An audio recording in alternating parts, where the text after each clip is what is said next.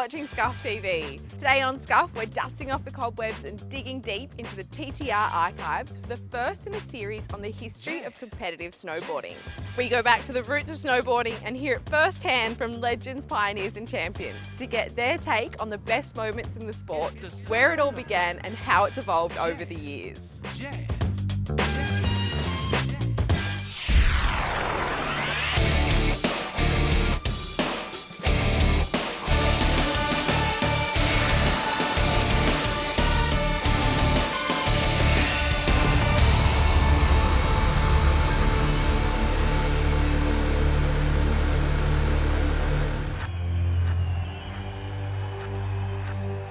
The contest scene was the exchange of idea and progression of the sport. It makes me do things that I'm not comfortable with, and that's a good thing because it makes me do better. If you want to consider yourself to be one of the best in the world, you've got to be able to win these major contests. Everybody wants to win. We just got to push the sport, do new tricks to be able to win. 30,000 people yelling my name and you just stand up there. I still have it in my ears. That was a nice feeling. Nobody can take that away from you. It's just you in that moment. Competition is in human nature, but that was far from the thoughts of the early pioneers in the 1900s or those of Mr. Sherman Poppin of Michigan. In the Christmas of 1965, he invented the snurfer. This changed the history of snow sports. Snurfing is adaptable to all age groups for play or for sport. There are outrageous hot doggers, and there are Sunday snurfers who coast down the hill. Snurfing quickly took off, and competitions were the natural next step. By '76, there were over 1 million snurfers sold worldwide. Bindings were the next key ingredient for control and speed, with Tom Sims and Jake Burton Carpenter leading the innovation. I didn't invent snowboarding, I just helped push it along. Snowboarding evolved, you know, it's been there, the concept has been there for a long time. Snowboard competition became the testing ground for new products, with Jake Burton on the East Coast and Tom Sims on the West. With us today is one of the world's great champions. Here is Tom Sims, right here.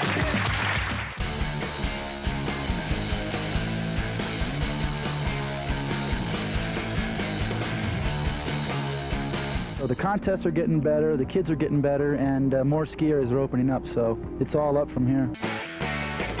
By 1982, there was the first US National Championship at one of the more welcoming resorts, Suicide Six in Vermont. You know, the early competitions were fun because it was basically all about just a straight shot down the hill. By 1983, there were two disciplines, downhill and GS. These honed the riders' skills and pushed the development of the boards. The event became the iconic US Open. In the same year, Sims created the World Championships and had the first ever half-pipe competition. Burton threatened to boycott. He said it wasn't part of snowboarding. Viva snowboards. All right. Yeah. While Sims and Burton were battling it out in the States, there were some Europeans inspired by their activities. In the beginning of the 80s, we saw magazines with pictures of America. We started to copy the stuff that we saw on photographs. The first time I competed was 1985. It was the first time that a European showed up to compete against the famous Americans at the time. Jose was kind of like the role model snowboarding. He was kind of an icon for snowboarding. He had like long hair and he would like wear like fluorescent clothes at the time, and everyone was like, wow, you know, that's crazy. You never see anyone like that in the snow. Most of our critics said, yeah, but it's only for powder. By competing, we proved very quickly that we are very reliable on packed snow, even on ice.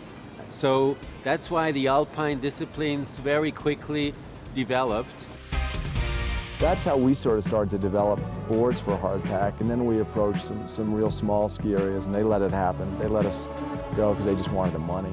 By 1985, the first Burton US Open was held, and back then it was all about speed with catsuits and race boards. Welcome to the 1986 US Open Snowboarding Championship here at Stratton Mountain, Vermont. But alpine racing on a snowboard just didn't do it for some of the more skate-orientated riders. Legendary Terry Kidwell and friends brought some style to the snow and pioneered half-pipe riding.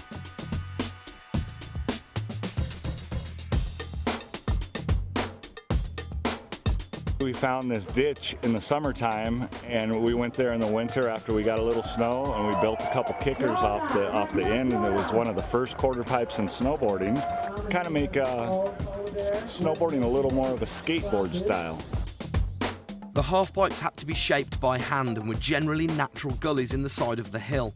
The sides were variable and inconsistent, but captured the imagination of the riders at the time. The big change was the freestyle, the judging. Because skiing and everything, you count the seconds, you count the time. And then with snowboarding was the first time when you just had an overall impression. They just voted the best rider from what they felt like. It was no special rule, with just what the freestyle was about in those days. Freestyle shaped the future of snowboard competition and was where a legendary rider from the American Northwest would carve out his name. Already the winner of multiple national championships in alpine disciplines and an accomplished freerider, it was freestyle that gave him his iconic status. First world title I won was in 1986, and that was at the Breckenridge World Snowboarding Championships. I won the half-pipe title there.